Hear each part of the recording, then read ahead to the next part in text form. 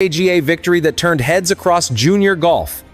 And then came Coral Springs, a brutal 3-for-1 playoff, where he drained a clutch birdie to snatch the final U.S. junior qualifying spot.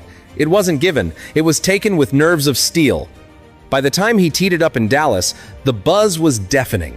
Golf Monthly had dubbed him a dangerous wild card. NBC's analysts highlighted how his form had matured. Every camera lens was aimed squarely at him.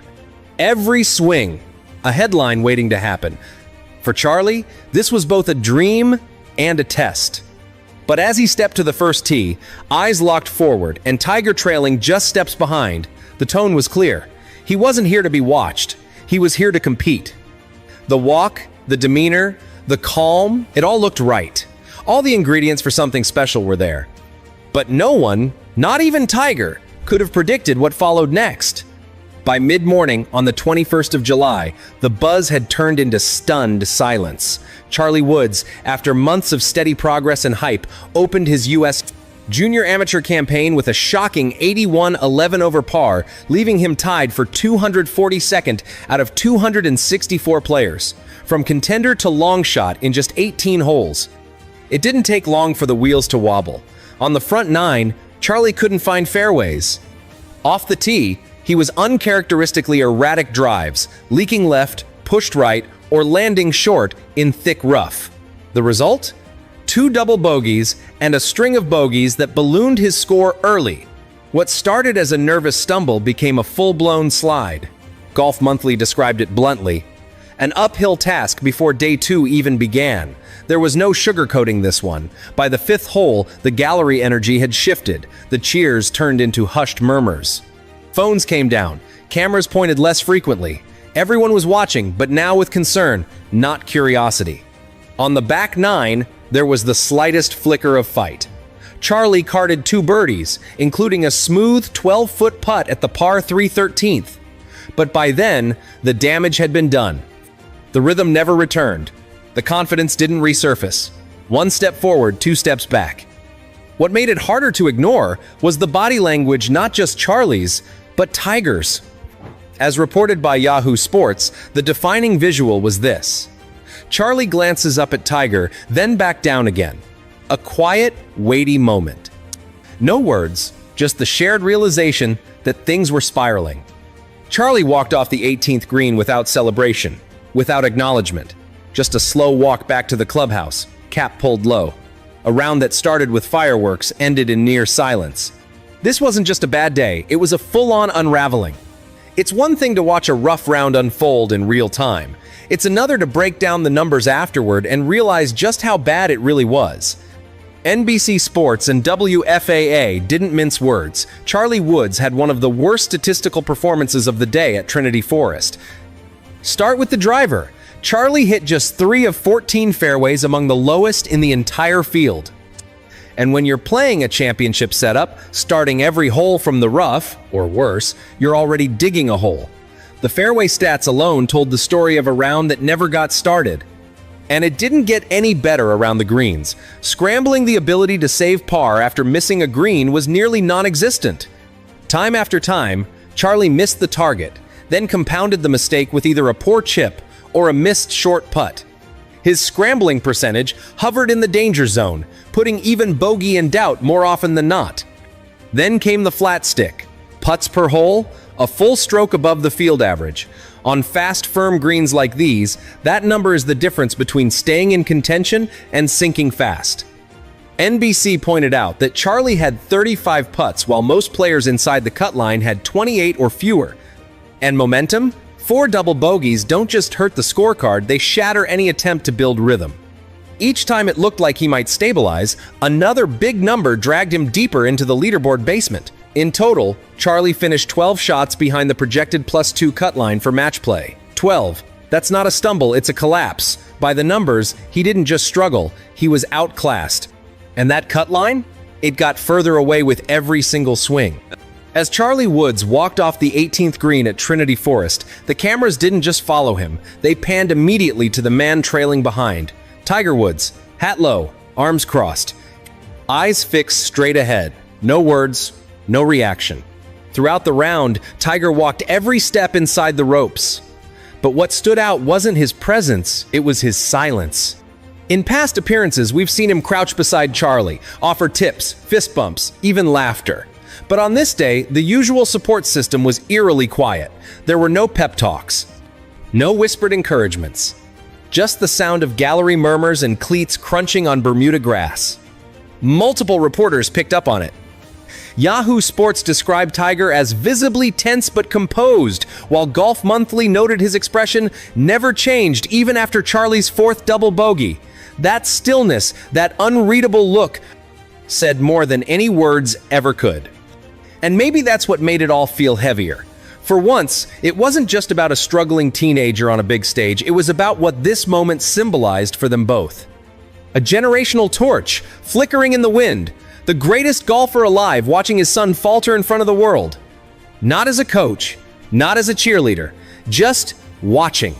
Commentators speculated that the pressure may finally be cutting both ways. Tiger has done everything to shield Charlie from the expectations. But how do you escape a name like Woods when it's stitched on your bag and your dad is 3 feet behind you every step of the way? And Charlie? He glanced back at Tiger after multiple bogeys, a look not of panic, but of uncertainty, as if asking silently, "What now?" Sometimes, silence says more than any outburst ever could. Day 2 at Trinity Forest brought clearer skies, lighter winds, and one last shot at redemption for Charlie Woods. And to his credit, he came out swinging. His second round, a 74 plus 3, was tighter, steadier, more composed. The erratic double bogeys were gone. The body language looked firmer. But in the unforgiving world of championship golf, improvement doesn't always equal survival. The final tally? Plus 14 across 2 days. Charlie missed the match play cut by a staggering 12 shots. The line stood at plus 2, and his name wasn't even close. NBC Sports called it one of the most high-profile exits of the week. Not just because of his last name, but because so many believed his game was finally ready to speak for itself. That belief didn't come from hype alone. His Coral Springs playoff earlier this summer, where he birdied the final hole under intense pressure, showed a level of poise beyond his years. That was the version of Charlie Woods the golf world hoped to see this week. Focused, fearless, free. Instead, they saw a player still figuring it all out, in the harshest spotlight imaginable. And make no mistake, the spotlight isn't going anywhere. Every round he plays, every tournament he enters, will be broadcast, analyzed, dissected. He doesn't just carry clubs, he carries a legacy. That's not a fair burden for any 15-year-old, but it's his reality now. Still, there's something to be said about showing up after a collapse. There's something in that second round 74, the grind, the effort, the refusal to quit, that speaks louder than the scoreboard. Greatness isn't built in highlight reels, it's built in recoveries, in setbacks, in silence. Is this the making of a champion or the start of a brutal reality check? Either way, Charlie's story is it was the kind of moment junior golf rarely sees: a packed leaderboard, perfect conditions, and a name so familiar it made every head turn. The cameras weren't just rolling, they were searching for history. And then, in the space of a few hours, Charlie Woods delivered it. The son of one of the greatest golfers to ever live stepped onto the first tee, and by the time he walked off the 18th green, the golf world had a brand new headline. This wasn't just another junior win. This was the breakthrough. From the very start of the tournament, Charlie's game looked sharp, controlled, and fearless. Each swing carried that same effortless tempo fans remember from his father's prime, yet there was a distinct stamp of individuality. He strung together birdies, stayed patient through the inevitable challenges, and closed with a dominant under-par finish. It wasn't a squeaker, it was a statement. Securing victory by multiple strokes against a field stacked with the best young players in the country sent one message loud and clear: Charlie Woods isn't here to blend in, he's here to win. The ripple effect was immediate. Overnight, his position in the junior world rankings rocketed upward, vaulting him into the conversation for the sport's most prestigious upcoming events. For any teenager, this would be career-changing. For the son of Tiger Woods, it meant stepping into a spotlight that had been waiting for him since the day he first picked up a club. Tournament directors took notice, invitations to elite championships started coming in, and fans began to speculate about what could come next. And yet, beyond the numbers, beyond the trophies, the real story was in the atmosphere. Crowds followed every hole, media lined up for quotes, and fellow players felt the weight of his presence. In one weekend, Charlie didn't just win a title, he shifted the narrative. For years, the question was if he could ever emerge from his father's shadow. Now, after this breakthrough performance, the golf world had its answer. The celebration had barely settled when another voice entered the conversation. And it wasn't just any voice. It was Jack Nicklaus, the Golden Bear himself, a man who knows more than most about what it means to dominate golf and live under the relentless eye of the public. Where others were cheering, Nicklaus brought something different, a warning. His words didn't come from cynicism or doubt, but from a lifetime of experience watching the game, the fame, and the weight that comes with both. The road ahead is tough, Nicklaus cautioned. He wasn't talking about competition alone, he meant the invisible battles, the kind that can't be measured on a scorecard. For the child of a sporting icon, the journey is never just about skill. It's about enduring constant comparisons, impossible expectations, and a spotlight that never fades. These challenges, Nicklaus knows, can break even the most talented young athletes if they aren't prepared. Nicklaus's warning wasn't abstract. It came from a deeply personal place. Decades earlier, his own son Gary was thrust into fame at just 16, plastered on the cover of Sports Illustrated with the bold label, "The Next Nicklaus." Instead of launching a legendary career, that moment became a turning point, and not for the better. The pressure, the endless attention, the sense that every swing was under scrutiny, it all became too much. Gary eventually stepped away from the competitive grind, proof that talent alone doesn't protect you from the weight of expectation. That's why Nicklaus sees Charlie's moment as both inspiring and dangerous. The victory shows his potential, the attention shows the challenge ahead, and in today's era where social media amplifies every highlight, every mistake, and every opinion, the intensity is magnified beyond what Gary ever faced. Charlie's rise is undeniable, but so is the spotlight. Nicklaus's words are both a caution and a gift, a reminder that the path to greatness isn't just walked with a golf club, but with resilience. In golf, pressure can be invisible, but for Charlie Woods, it's impossible to ignore. Every swing he takes, every putt he makes is watched, recorded, and compared to one of the greatest players in history, his father. And father noun. For most juniors, the gallery might include parents and a handful of friends. For Charlie, it's a wall of cameras, reporters, and fans all waiting to see if he's the next Tiger. That expectation doesn't just follow him, it surrounds him. In the modern era, the spotlight burns hotter than ever. When Gary Nicklaus faced pressure in the 82nd, the media cycle had pauses. There were breaks between tournaments, moments to breathe. Today, the coverage is constant, fueled by social media feeds, viral clips, and instant commentary from millions of voices online. One great shot can trend worldwide in minutes. One bad round can do the same. There's no place to hide, and no chance to quietly develop in the shadows. Nicklaus himself has acknowledged that this is an entirely new battlefield.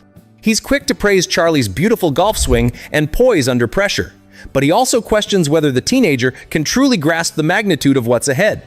It's not just about hitting fairways, it's about learning to navigate an environment where critics, comparisons, and expectations never rest. The mental game now extends far beyond the golf course.